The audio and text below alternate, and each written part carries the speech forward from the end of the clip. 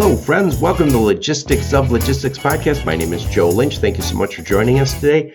Today's topic is the logistics of success, a mindset for unstoppable growth with my friend, Nick Klingensmith. How's it going, Nick? Joe, I am outstanding. How are you? Doing great. It's great to have you back on my podcast. Thank you. It's awesome to be here again. So, Nick, please introduce yourself and your company and where you're calling from today. My name is Nick Klingensmith. My company is called Stride Motivation, and I am calling from Clearwater, Florida. Very nice, very nice. So what do you and the Stride Motivation people do? Stride Motivation is just that. It's motivation to hit your stride. I'm a full-time professional and motivational speaker and a mental endurance and sales performance coach. And so I work with other logistics sales professionals who are lost, stuck, or unmotivated to help them clarify their priorities, align their goals, and then break them down into the wildly specific and stupidly simple action steps to drive success. Yep. Nick, you come from the logistics business. So we'll get a little bit more into your backstory, but you understand the logistics business. And I think that's important when we're talking about coaching in this business or sales training or speaking about this business, which you do at conferences. There's a lot of motivational speakers out there, and I'm sure they're all good. I'm never ever going to put any of those down. I think a lot of us need that motivation, but I think it's really important that you come from this business. Where it's given me the opportunity is to help others who are going through things that I've experienced. And I had a really good career in the business, and I wore a lot of different hats. And I will tell you, I think that the greatest thing to overcome for people in this business right now is the continued volatility. You know, the days of having 10, 20-year tenures at one job are long since past for some of this younger generation. It's going to take some mental endurance to be in it and successful for the long haul. Yeah. And I think all industries have their unique challenges. We had during COVID this incredible spike in growth. And unfortunately, people died and we had all the problems with COVID, but the business was booming. And then after COVID, which basically the last 2 years, we've had challenges. and I think when you talk about those challenges, other industries have challenges, but people in logistics, transportation, in the supply chain space, on the provider side, we have had basically a recession. And it wasn't really like the volumes were way down, but we had such a growth in the space that we needed some armies to leave the field. And when I say armies, I mean people had to shed some trucks. Freight brokers, we have, I think, 5,000 fewer freight brokers than we did at the peak. And anybody who's selling technology to those companies, which is an increasingly large piece of the pie, really struggled also because no one wanted to spend any money. You know, there's the accordion-like effect of hire, implement tech, let's advertise, let's sponsor, let's expand. And then all of a sudden it's like, okay, no tech, lay everybody off, send everybody home, and we gotta shrink back into this. And I mean, that is part of business, but I feel like there's so many companies that are just way too reactive out there. So they see one good economic sign and they're like, all right, let's invest, let's spend, let's do all this without thinking about the plan of how to make it work. Or one bad day and like, all right, clear out the shelves. We got to hold the money back, and everything's just so reactive. Yeah, that's the challenge. So Nick, again, I mentioned you came from this business. Let's get your backstory quickly because I know it's funny. I've interviewed you before, and I'll make sure I put a link to that episode in the show notes so people can hear your whole story in more in depth. But give us the short version. Where'd you grow up? Where'd you go to school? Some career highlights before you started Stride Motivation, and why did you start Stride? Well, I was born and raised on the island of Martha's Vineyard, serving coffee to the rich people, and I went to college at the University of Massachusetts out in Amherst, which was my safety school. I remember signing my thing saying I was going to go there, and it was like the saddest day of my life. And it turned out to be the best 4 years I ever had. Where did you want to go? No, I did not apply to Harvard. I was going to because my grandfather had gone there. It would have been a joke. But Boston College was my number one. Boston University was my number two. I don't even remember who 3 and 4 were. And then there was UMass. And got waitlisted at BC, couldn't afford BU. I don't think I really cared about number 3 and number 4. And UMass was an opportunity to just sort of come back home. And I just had no idea that I needed those 4 years there. It was a perfect ecosystem for me. I took my school very seriously. I studied law and history, which clearly I'm using every day now. um, but I worked full time in school, and UMass was like a city by itself. So I grew up a lot in those 4 years. And though I grew up fairly independent and working at a young age, I was really equipped to go hit the streets when I graduated. And so I started in telecom. I started in sales right after school. I spent 5 years of telecom sales, B2B, selling voice and internet services to business. And this is at a time where voice over IP was witchcraft, and iPhone had not yet been discussed. And the concept of using the internet over the air was like, wait, what? So then I moved to Florida. Actually, it'll be 20 years in October that I moved to Florida, and I started working for a small shipping franchise that later became known as a company called Blue Grace Logistics. Oh, wow. So you were there early. I was the 7th employee, and I had met with the CEO. He was hiring for salespeople, and I was really just attracted to his vision, and I was just drawn to the energy and the type of B2B sale that it was for me at the time, especially reselling DHL and LTL services more in a tech platform. It was an easy transition for me. It was a consultative sale. I'm an activity warrior. Banging doors is easy for me. And so it was a natural transition. But a lot of founders have these visions of explosive growth for their company, but that's all Bobby ever talked about. And so that's the ride I was in for. And so for the 14 years I was there, I ultimately was elevated to the position of VP. I built the recruiting teams, the training teams, the inside sales teams, the truckload sales team. My career was really just building and leading teams, which up until about 2019, they really had the foundation for the company that they needed at that point. They got private equity. The company is going through a lot of expansion, great company, but it just wasn't going to be the right fit for me anymore. And so I left, and I spent a couple of years where I did some consulting, again, built some other teams in the industry, ultimately went back to work for 3PL for about 2 years. And this is going to segue into Sheer because it was a really good job that I had, but I was wildly not passionate about it anymore. And the reason being is because I had just published my book, Through the Fire. Now, as we talked about before, I'm a 4-time cancer survivor. I'm a type 1 diabetic. I'm a recovering alcoholic. I have 7 herniated discs from 2 different rollover fatality car accidents, nerve damage, sleep apnea. I'm forgetting a few things. And in the last, I said that one, 4-time cancer survivor. Okay. All right. Yeah. You've had a lot of challenges. Some maybe self-inflicted, but the cancer and some of these things just bad luck of the draw. But Nick, you've made those challenges your story, and you've overcome them. And that's why I think we talked for a long time yesterday, and we talked before we hit record this morning. And I just think that your story of overcoming these challenges, and it also doesn't always paint you in the best light, but you kind of own that now. You go, yeah, okay, yeah, I screwed up. I was an idiot. I did some things I'm not proud of. But also you look and go, if I hadn't done those things, maybe I'm not where I'm at today. And I think that's very authentic. I mean, that's an overused term these days, but you are who you are, and you're not putting you're not putting a facade on who you are anymore. If I had, I wouldn't have anything to help others with today, because a speaker who goes up and lies about himself is an entertainer. A coach who, for me to coach people without being vulnerable, without being authentic. And you know what? It may be an overused word, but it is not an overused trait, because we don't see a lot of it these days. And I say this all the time. Just because you have had bad things happen to you does not make you tough, right? You're still alive. You're a survivor. Cool. But to get out of the victim mindset, to overcome these issues, we actually have to do something with it. Yeah, that is so true, Nick. And one of the things, we all get sucked into the social media stuff. And I think some of the stuff that is pushed to me through social media is there to get me riled up.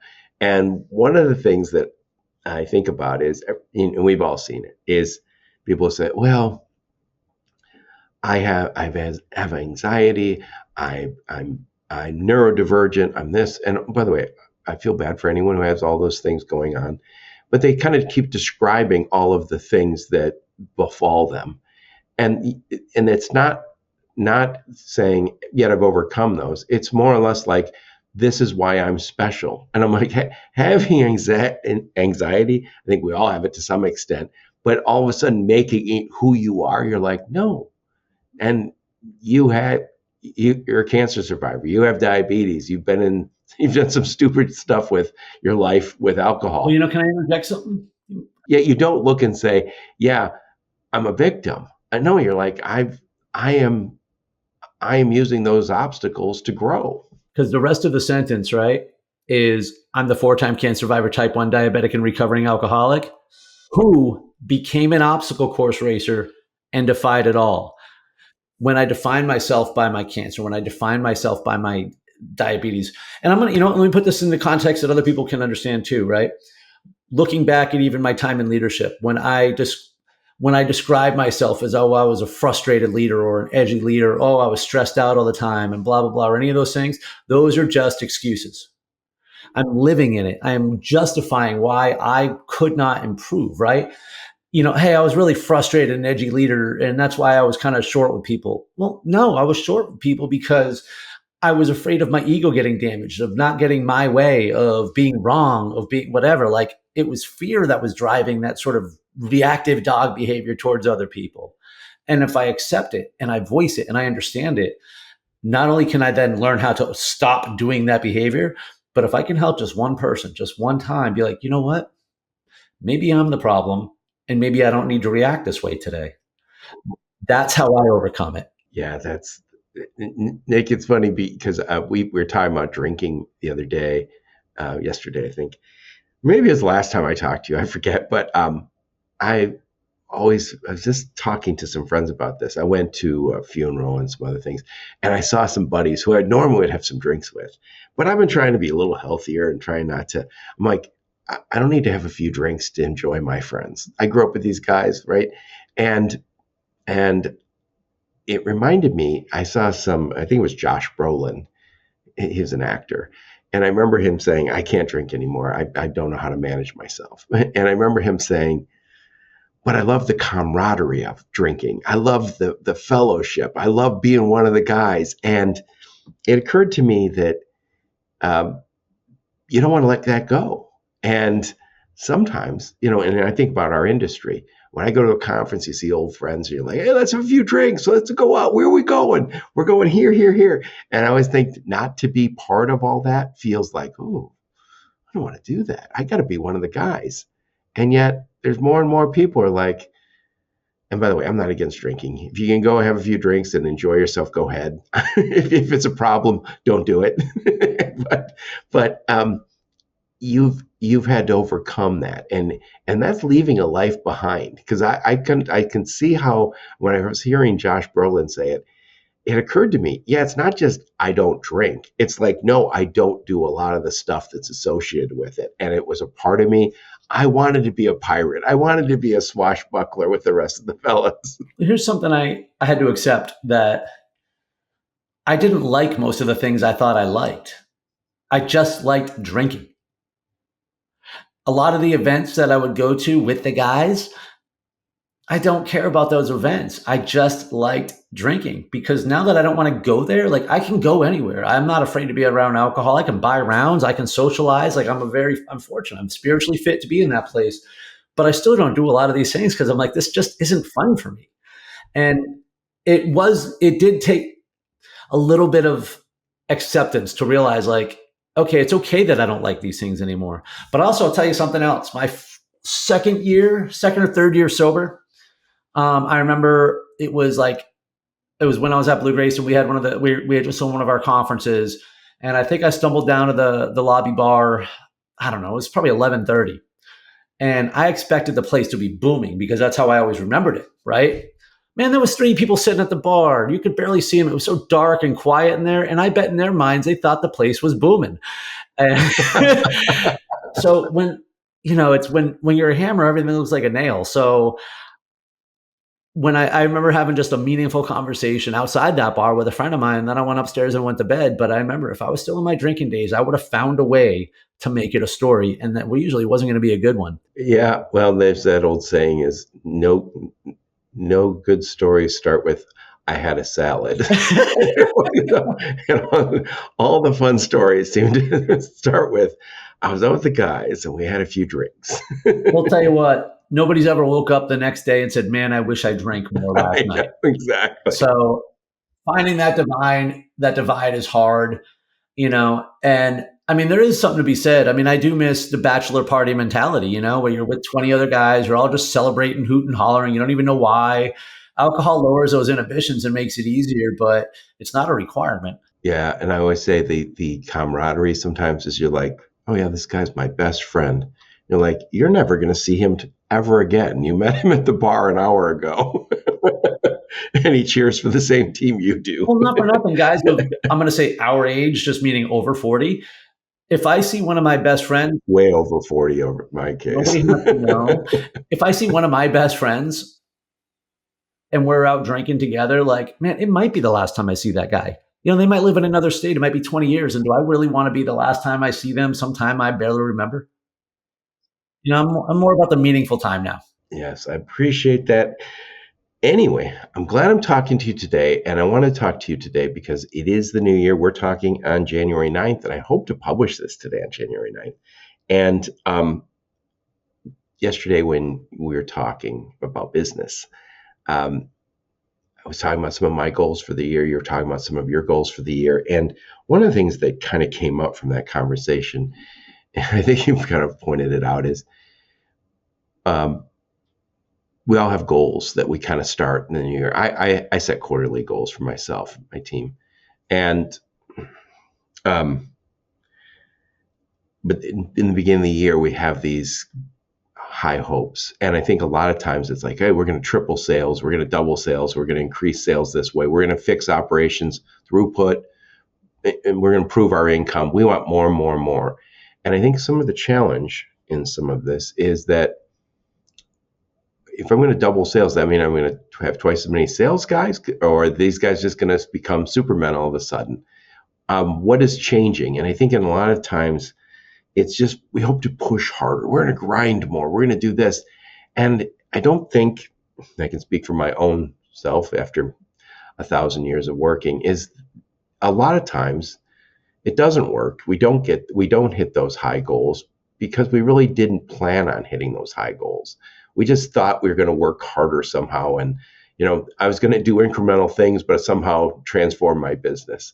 So I'll leave it to you. Tell us what we need to do as we hit the new year so we can actually meet some of the goals that we're setting for ourselves. First, I want to point out that I say this all the time. I do not believe in the magical flip of a calendar. All right. Just because it's January 1st does not mean that anything is new.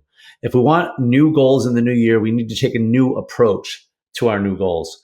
And the first thing that happens, the first thing we need to do is let go of everything that happened before. We need to accept the fact that we might have come up short. We need to own our previous shortcomings.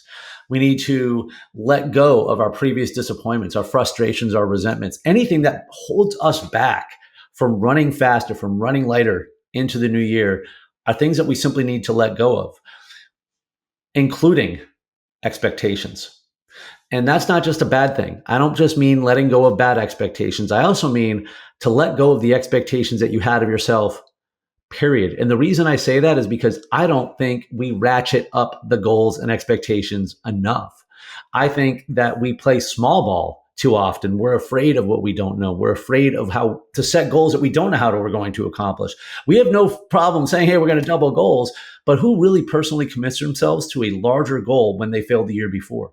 I think we need to defy our limiting beliefs by setting goals that force us to step outside beyond our comfort zone.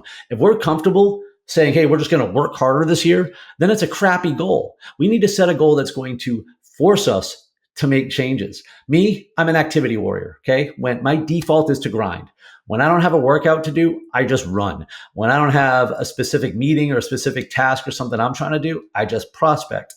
But no matter what, there comes a point where you're going nowhere fast. So for me, I've done a lot of personal branding last year. I've done a lot of the grinding. I pursued various things, but right now I'm going to be far more targeted. And that's where my approach to my goals this year is going to be different than in previous years. So with your clients, are you setting, you said you don't believe in the magical flip of the calendar, and I agree with you. I like to set quarterly goals. And the reason I say it is it's 12 or 13 weeks and it's contained. And I'm also, this is what I struggle with. When we're talking about sales, I could say, hey, I'm going to sell and I could come up with a dollar amount. And that makes some sense. But sometimes I think about when I just go into the gym. I told you this. I like to just say, I'm going to go to the gym 5 days a week, plain and simple. That's how it's going to be. I don't necessarily say I'm going to lose this much weight or bench press this much as I have to be there, because but the activity is what's going to get me there, not writing it down. Do you set how do you set your goals? And then do you set quarterly goals, or are you setting yearly goals with your customers? I can go on this topic all day, but I'll focus on specifically on the work goals. So I had to pick a number out of a hat. I've been at this for 14 months. I don't have a lot of experience in terms of what can I expect to make. Now, because I've been creating comp plans and forecasts and budgets and sales for the better part of 2 decades, I do have a bit of a process. So I set a goal for the year, and then I break it down and I reverse engineer it. So I said, hey, I need to make X, X, X, X, X, X this year. I then break that down by quarter. And I'm just applying a logic matrix, right? I'm not going to earn 25% every quarter. I'm starting at 0. Is that the process you're using with your customers too, your clients? Well, yeah, then because the next thing we do is when we break it down to monthly, right? But then here's the thing, and let's just say I'm working with a logistics rep right now, or somebody who has a goal that they have to hit for the year. Same thing, we'll break it down to be as simple as we can, break it down to the month we're in, but then we have to look and say, where are we now? What's in your pipeline? So if I need to generate, and I'm going to make up numbers here, okay? $20,000 of revenue needs to be in my pipeline, or I'm sorry, if I need to close $20,000, that means I need $60,000 in my pipeline. And then I can focus on that. And then I turn very specific objective-based activities on how do I generate that revenue in my pipeline right now. I don't think about the end year goal. I think about how do I achieve the January goal, and which, by the way, I already have. So now I get to say, how do I achieve the February goal, and begin to break that down, because it always does. And this is the thing I do for my clients is I break it down to the wildly specific and stupidly simple action steps. So what type of customers do you need to pursue? What do they look like? And what are the activities required to find them? Yeah. Nick, I've been working with you a little bit on this stuff for my business. And what I like about this whole idea of you don't particularly care. I set quarterly goals rather than the yearly, but it still works out the same way because I know what I expect this year. But what I think is also great about coaching, I also have my coach Ann Holm, and having a coach like you is you're like an accountability partner. I think so often we need that accountability partner. And I think if you can get somebody from your work, maybe you have a boss, that boss is maybe the accountability partner, but you need that. And I think it also forces you to vocalize what the plan is in a way that's a little, as soon as you start saying, my plan is I'm going to sell twice as much as last year. What are you doing differently? Well, I'll be selling twice as much as last year. And as soon as you say it out loud, you realize I need to add a little bit of meat to the bones on this plan. Yeah, I mean, I think there's a lot of different levers that you can pull, especially if you're in and around the transportation industry. What does your ideal client look like? And I mean, if you pay attention on LinkedIn, there's like this revolt against KPIs and cold calls and definitions, and I just don't understand that logic, because I don't want to play lottery. I want to sell effectively. And so when I look at what my ideal client profile looks like, maybe I have to make too many calls to land them. So in other words, I then need to pick a different client profile, or maybe I need to ratchet it up. Maybe it's okay if I make 1,000 calls for one client because I only need 5 clients. or maybe it's the other way around. But maybe you could lower your GP per shipment to get more volume, or maybe you raise it because you just need better What is GP? gross profit margins, gross profit. Whatever the various levers that you pull are how you refine how you approach your goal. More of the same is not going to get you more. Right.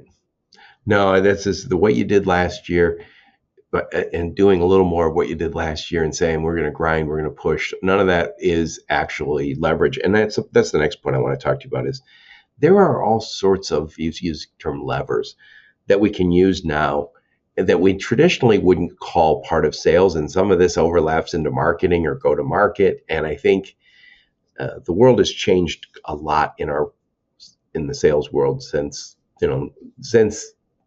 social media and all the other stuff. And I'm going to talk about some of these one-to-many things. And the first one I'll talk about, because we're doing a podcast right now.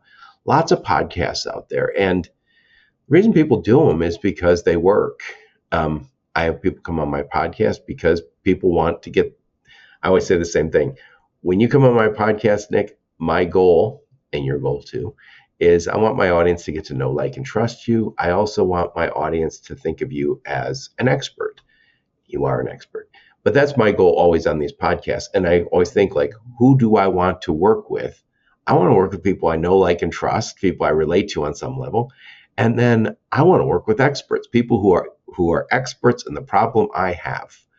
And I keep thinking, that's why podcasts are out there. But what's also great about podcasts is it's a one-to-many. And they can hear your voice, they can see your face because it's video. And I think these kind of tools, whether you call them sales or marketing, doesn't matter anymore. If you're a salesperson, you need to be taking advantage of this medium. And it's not, again, I'm calling it podcasting in general, but it could be, we're just making some videos of what we do. Not so long ago, a software company reached out to me and they said, sign up for a demo, blah, blah, blah. I sign up. It takes me directly to a page, and it's the founder, and it's an 8-minute video. And I watch it, and I thought, oh, okay, this is interesting. This is the demo. He's giving me a demo, but he's obviously doing a one-to-many. And I keep thinking, do I mind? No, I'm doing this on my own time. I don't have to schedule a meeting. It's 8 minutes. I don't have to talk to him for 40 minutes. Does that work? Is that sales? I guess. So if anybody who used to work for me is listening to this, they're going to think I'm under duress, all right, with what I'm about to say. Because, yeah, I stood behind people with a whip and said dial. And I hated email. If you sent one of those stupid ass emails with a meme, I would have lit you up.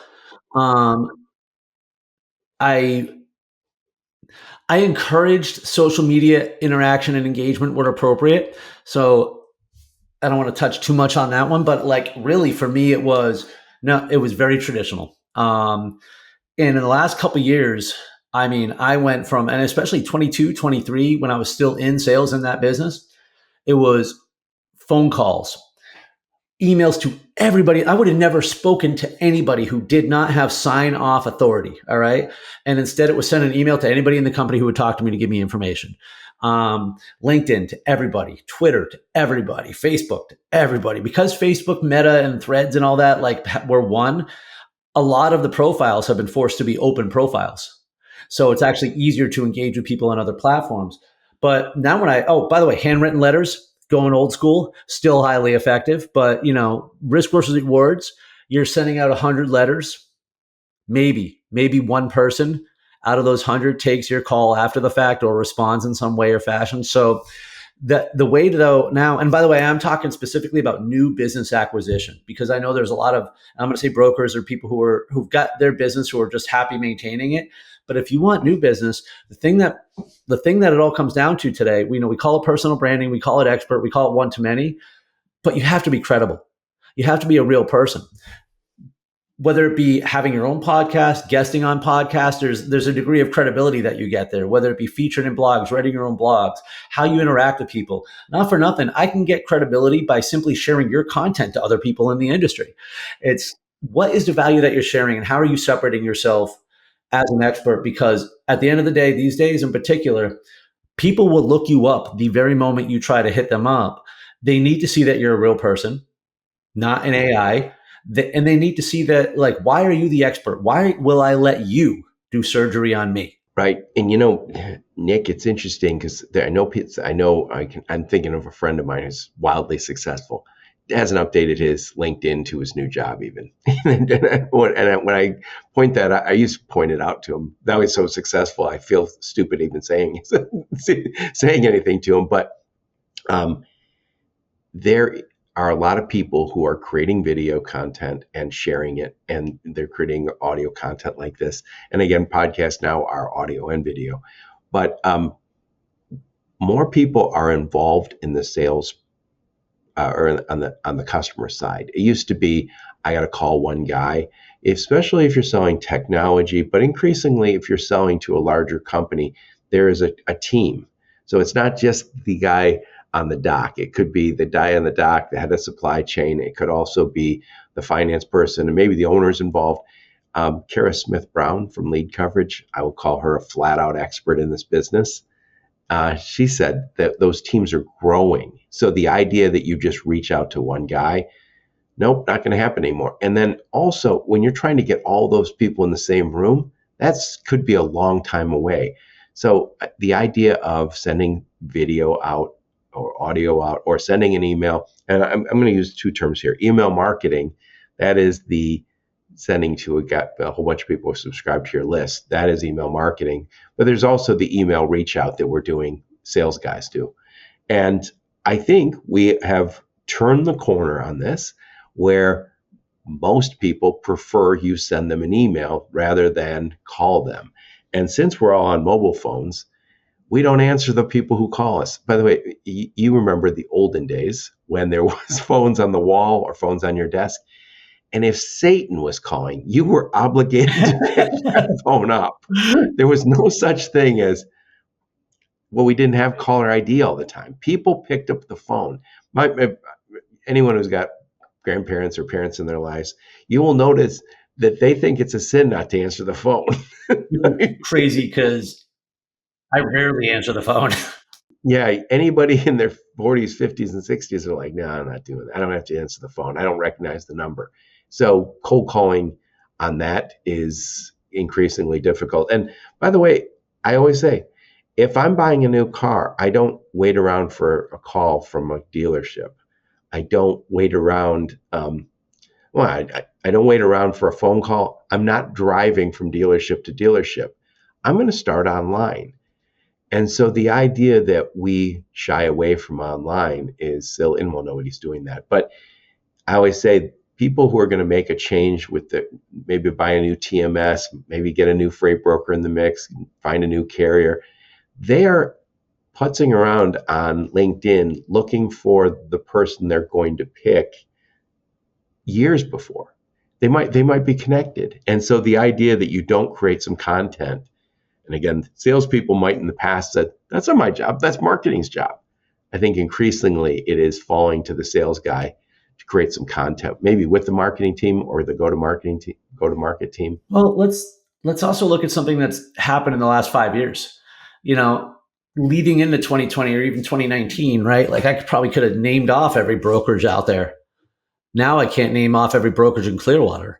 And a lot of that, when you get Nick Klingensmith Logistics and, NJK Transportation and every independent agent out there, there's the fragmented market has become increasingly fragmented. So it's one thing if you've got somebody working at a Blue Grace or Robinson or, a Global Trans or people who have a vision and a mission and marketing plans and theoretically a strategy behind it. And a lot of those reps are flying under that flag.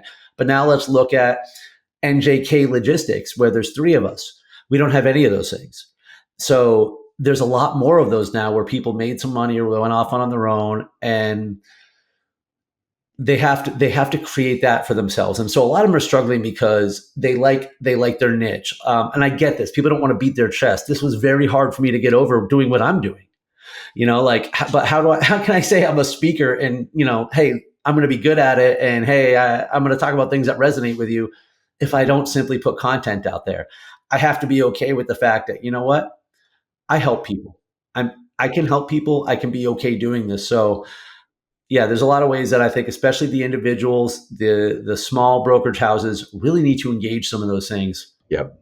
And by the way, it's also challenging for companies because if I'm working for you, Nick, and you're a large freight broker, a large technology company, or even a small one, the idea that Joe is creating content is a little scary because I'm afraid he's going to do something a little outlandish, something that is off brand.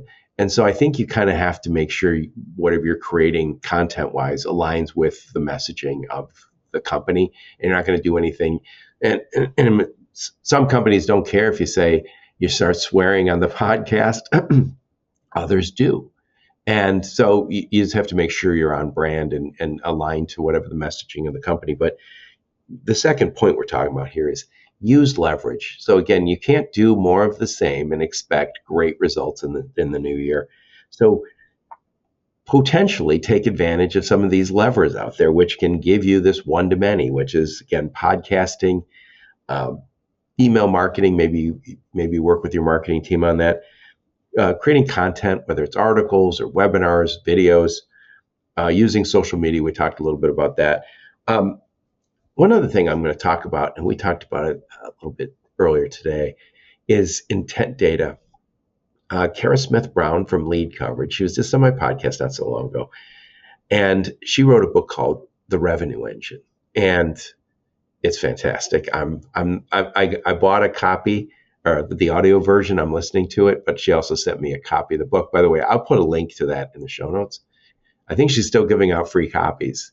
And she's from this business. She's had success with a lot of people in this business. And she said the future of sales is intent data. And intent data is basically people who are looking. And when I have a website, I get, let's just say, 1,000 people come to the website in a day.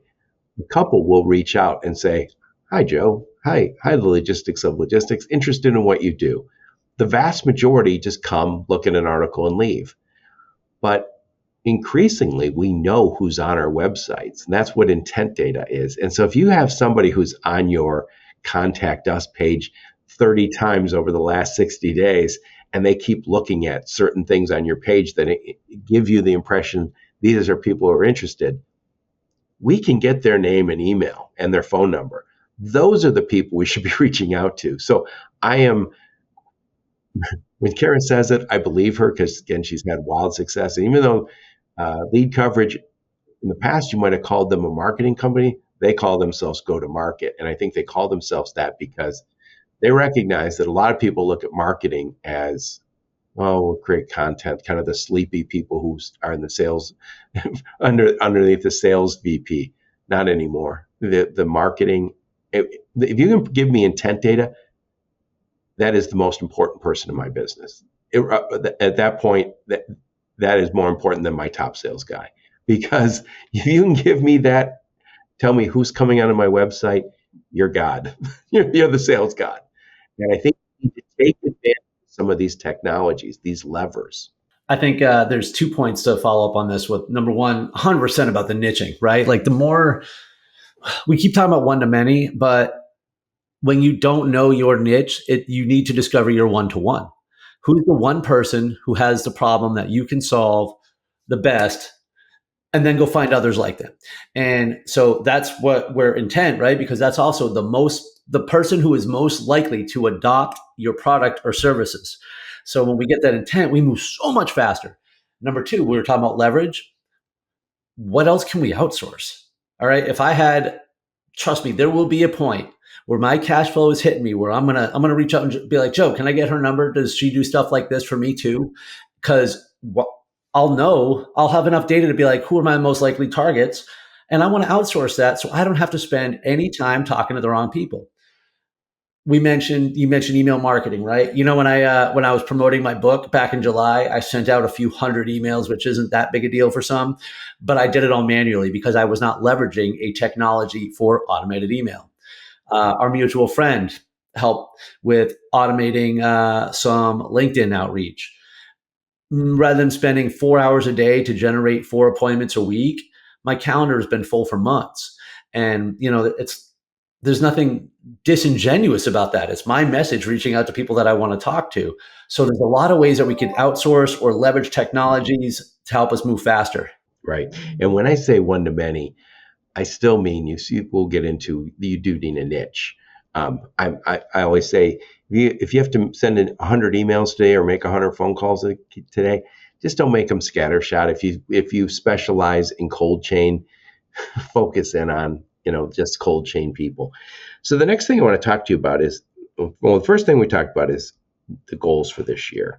And again, don't have expectations that you're going to kill it this year with incremental improvements. You have to set some big goals. By the way, if you don't set big goals, I always feel like you don't set big goals. It doesn't force any change in your behavior. It's not exciting enough to get after it. Right. And so then we talk about leverage these one to many. There's so much technology that allows us to, again, basically be a sales guy on steroids. And then the next thing I want to talk about is personal branding, because creating content, if you're not an expert, or creating content that is generic, isn't good. So personal branding and becoming an expert, talk a little bit about that and why that's so important today. I'm gonna cite LinkedIn in particular, because for anybody listening right now, pull up your own page and look at the activity box.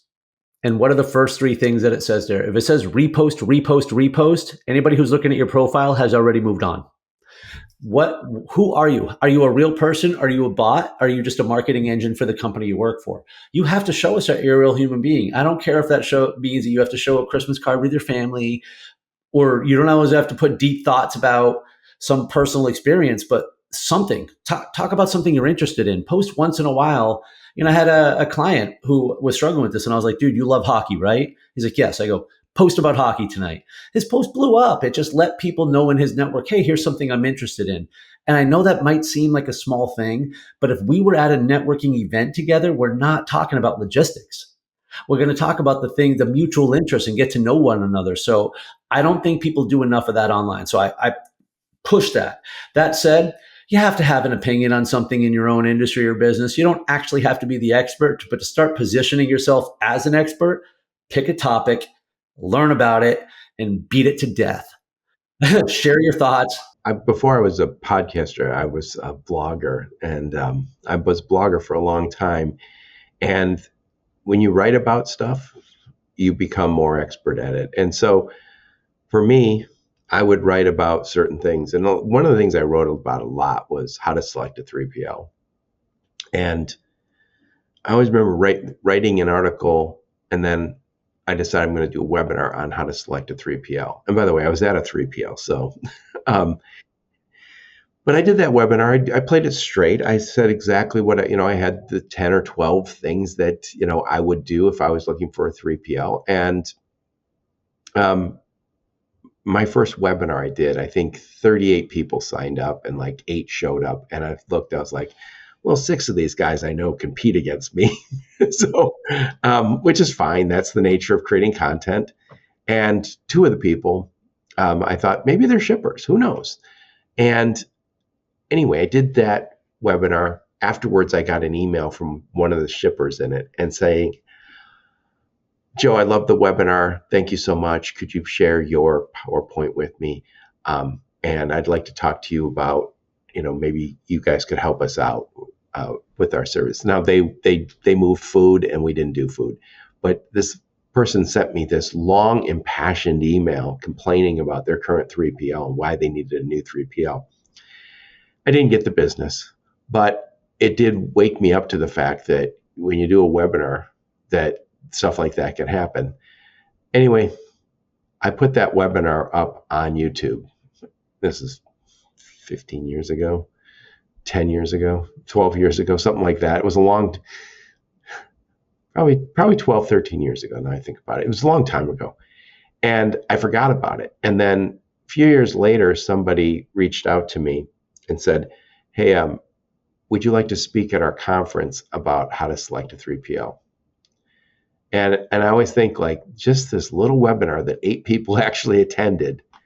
I got to speak at a webinar because of it. I mean, I got to speak at a conference because of it. And by the way, they paid me to come to that one. I was like, hallelujah. But I continued to write about that because I always used to think I'm looking for people who want a new 3PL. So I wrote a ton of articles about how to select a 3PL. And if you're doing cold chain, write about cold chain, become an expert in it. Not just a guy who sells it. I always say, nobody's looking for a sales guy. They're looking for an expert.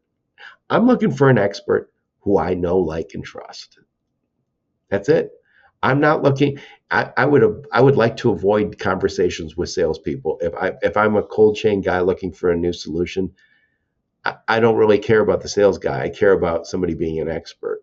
And ideally, I know, like, and trust them. And here's a thought on that too, which I think most of the people that we're talking about here, guys, you got 25 to 30 more years of this. It takes time. And I think a lot of people abandon that because transactions are easier and they're right in front of them. But that's a good, again, that gets you to that more of the same part. And if we want to level up, you got to start becoming an expert in something. It doesn't happen overnight. What is it? 10,000 hours according to whatever, but let's just start with the first hour. Let's start with the first minute. Let's pick one topic that you can lean into and just be the barstool salesman. Share your perspective about it. You don't have to be you don't have to sound like a professor with a stick up your butt, but if there's a topic you can learn about that will help others, be that person for them. Yeah, it's interesting because I do think a lot of people who are listening might say, hey, that's all great. I don't have my boss is not expecting to walk over to my cubicle and see me writing articles. Honestly, a lot of that stuff has to be after hours. And I think if you're going to be successful, you have to put that effort in. When I wrote a lot of articles, I wrote them, in my head. I would take a few notes here and there during the day, but it couldn't be instead of the day-to-day work. You want to be successful, you're going to have to sit down and write a little bit after hours, create some of that content, when you can. It's not instead of sending out the calls or making calls. And I think a consistent action is more impactful than a perfect action. So if you write for 5 minutes a night and write and publish one thing a week, even if it's just okay, that's how you start. Yeah. The things you do every day are more important than the things you do every once in a while. So the next thing I want to talk to you about is just the blocking and tackling, the fundamentals of this business, the sales business. So walk us through that. You have five points, and I don't think anyone listening will go, "Oh, these are all revolutionary." This is the blocking and tackling of our business, but I think you have an interesting take on it. So walk us through those. Number one. So just even to say before that.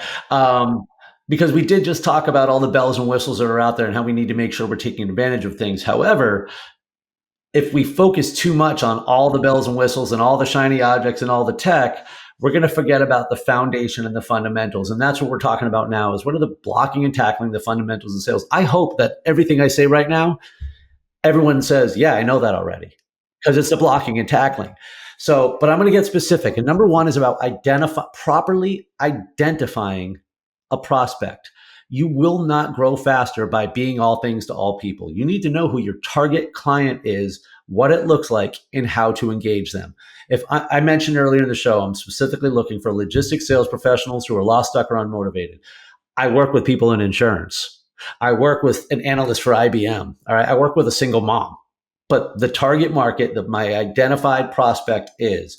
And so that comes from whether it be, if we're in transportation, that might be as simple as, do they ship product? All right. We don't need a lot of criteria.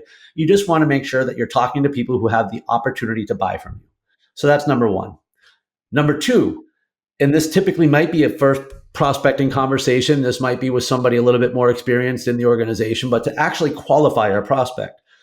Before the show, I gave you an example. If I'm the expert in heavy haul and I'm pursuing a heavy haul client, and I talk to you, you're transportation manager at this company, you have a big spend, and you tell me that almost 99% of what you ship is LTL on pallet rates, that's the end of the conversation. You're not a qualified prospect for me. When you call somebody and you try to sell them something and they're like, hey, that's great, but corporate in Germany is the one who makes the decisions and pay the bills, that's no longer a qualified prospect for you.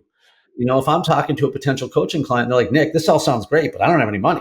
That's not a qualified prospect for me. So qualify them to make sure that they can buy from you and that they are likely to be able to adopt your products and services based on what your client profile is. Yep. So we need to identify that prospect, and it's going to be the right kind of company. It's going to be also the right person. So talking to a low-level person who doesn't actually have the ability to make the decision. By the way, that's always sometimes the difficult part is when you're talking to someone who's involved in but not the final decision maker. So sometimes you have to say something along the lines of, hey, Nick, who else besides you makes the final decision on this?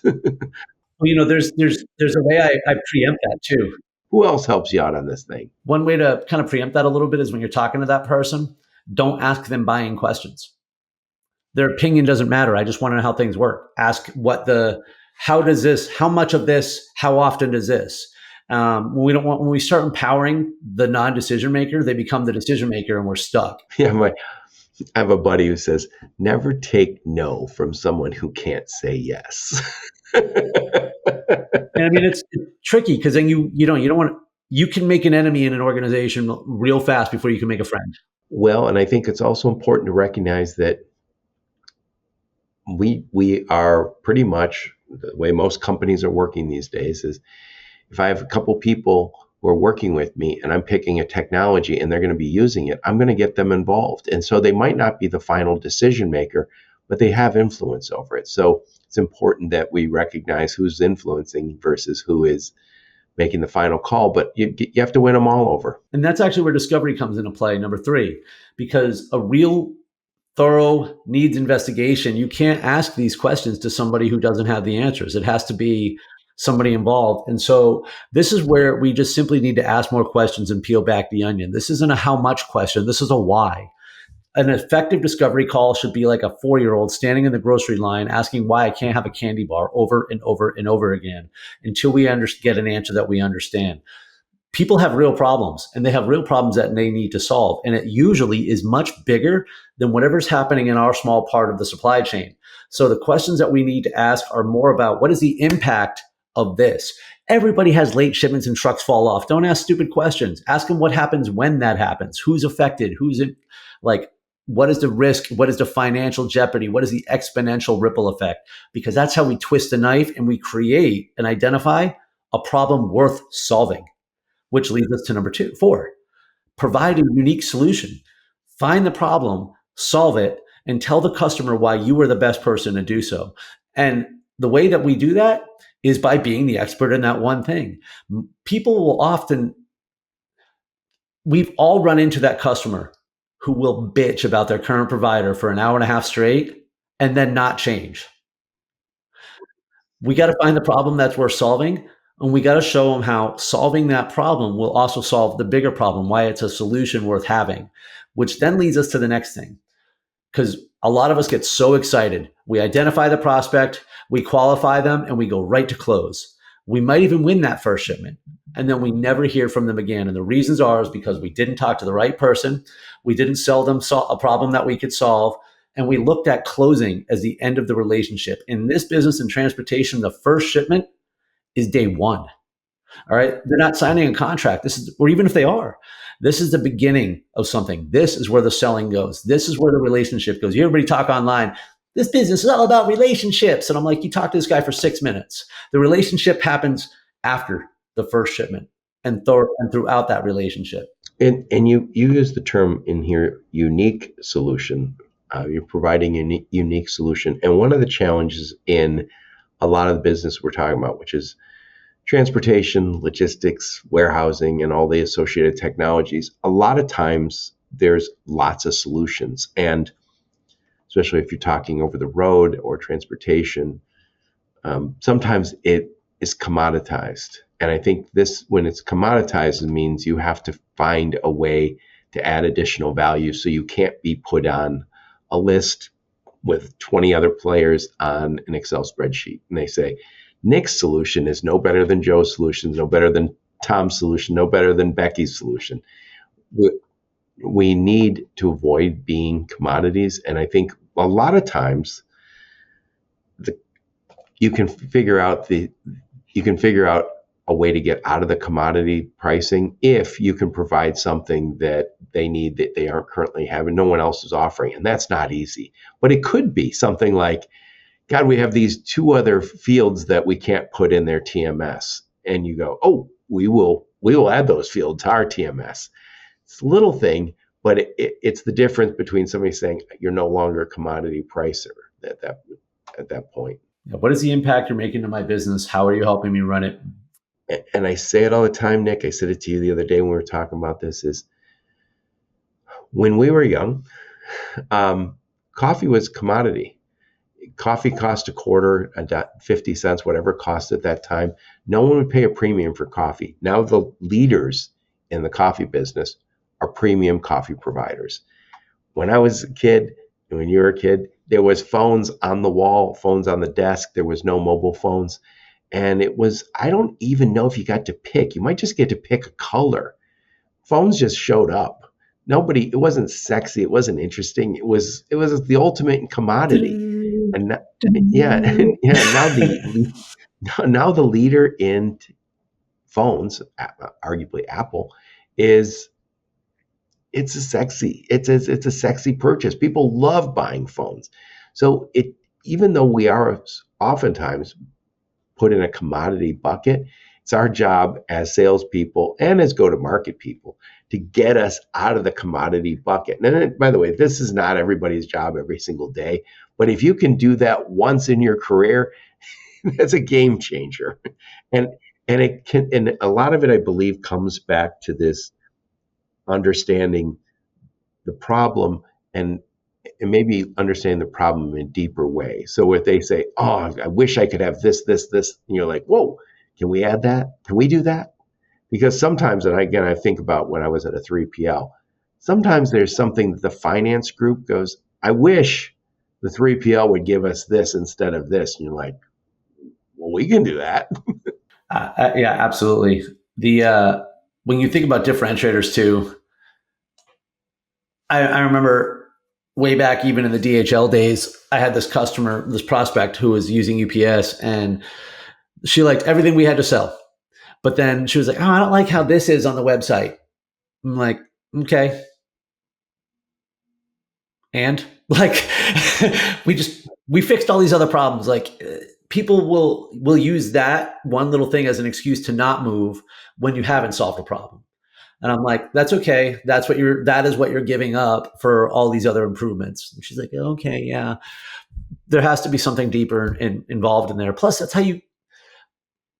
how you create customers, not shipments.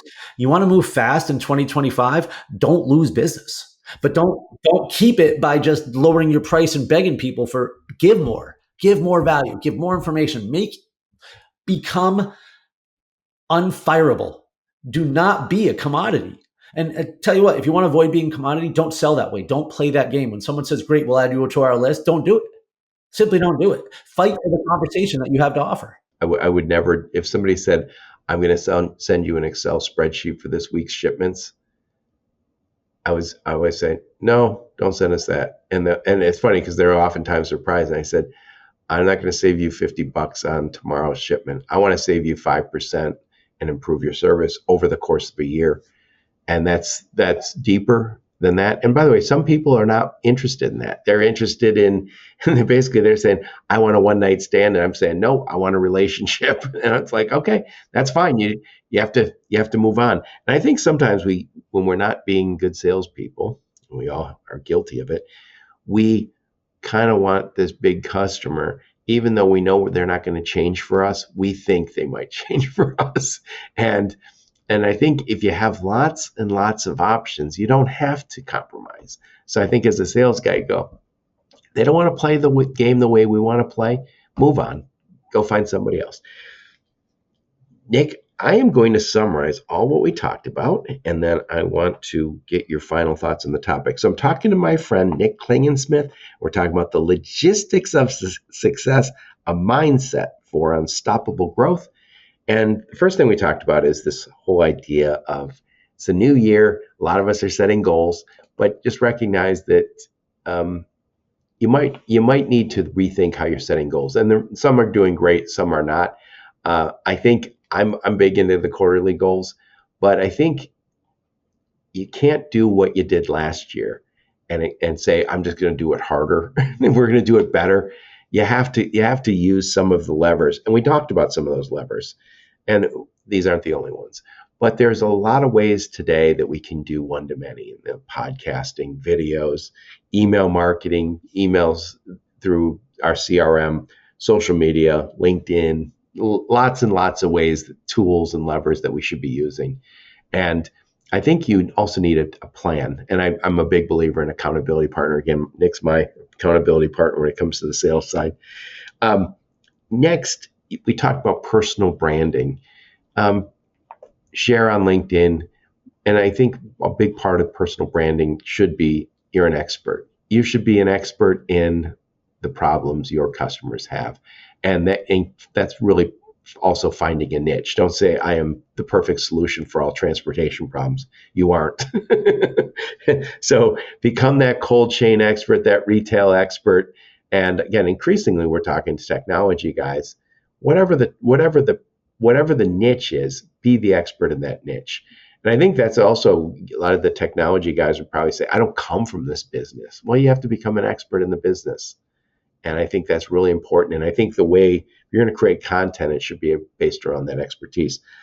Last but not least, we talked about the blocking and tackling, the fundamentals, and you gave us 5 points. And these should not be new to any of us. Number one is identify your prospect. That's not just the business, but also the position. Qualify that prospect. Make sure they have budget. Make sure they're actually the decision maker. Next, we need to do a needs investigation / assessment, see where they're at. You got to actually listen and find those little things that potentially we can make a sale on. Next, we talked about unique solutions, provide those solutions that make sense. Last but not least, we talked about closing, and in your words, the closing is not the closing. It is just the beginning. It's the opening. Put a big old bow on this one, Nick Klingensmith. There's nothing that we talked about today that probably was shocking to anybody. As a matter of fact, most people listening probably are like, yeah, I know I got to start that. Oh, I know I got to do that. I know I got to do that. So here's my finishing for you. Let this be the time. Let this be the time that we say, you know what? You're right. I am going to do something different, and I'm going to start today.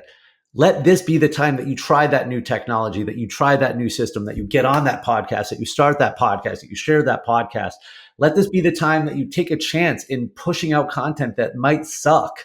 Let this be the time. Oh, it will suck to start. Yeah, 100%. Let this be the time that you ratchet up expectations. If you're a W-2 employee working for somebody who gave you a goal, screw that goal, set a bigger goal.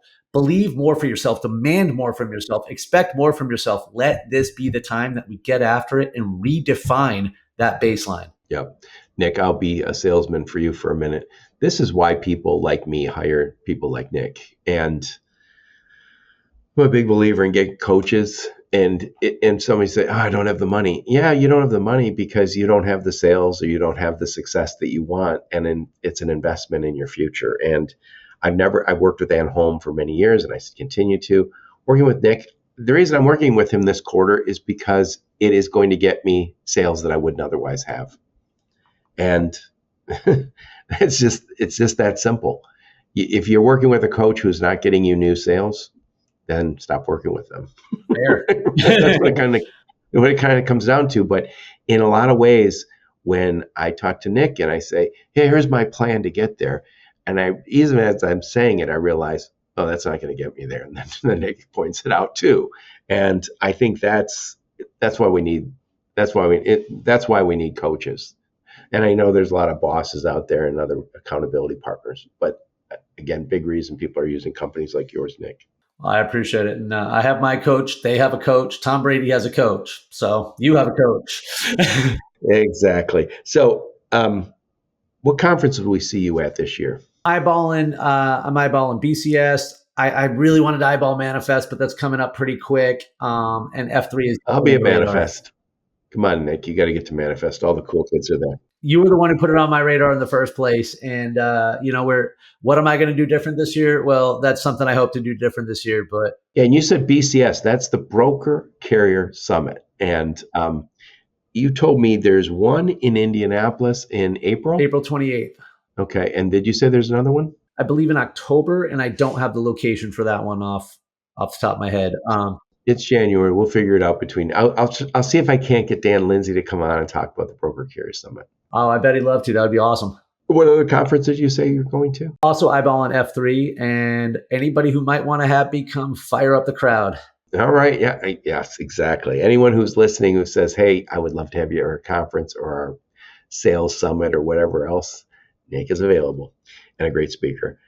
Anyway, enough of my blather. I'll make sure I put a link to your LinkedIn profile, a link to your website, a link to your book, and any other links you and your marketing. By the way, we didn't talk about your book too much. What is your book and when did you publish it? We'll mention on this one, we'll talk about Selling Inspired, which is the book I published in July. It is a mental endurance guide for enduring sales performance. It's not a sales book. It's a book for salespeople. It's a book on sales mindset and acquiring the mental endurance required for a career in sales. I love it. I love it. Thank you so much. Thank you so much, Nick. Thank you, Joe. Always a pleasure talking to you. And thank all of you for listening to my podcast. Your support is very much appreciated. Until next time, onward and upward.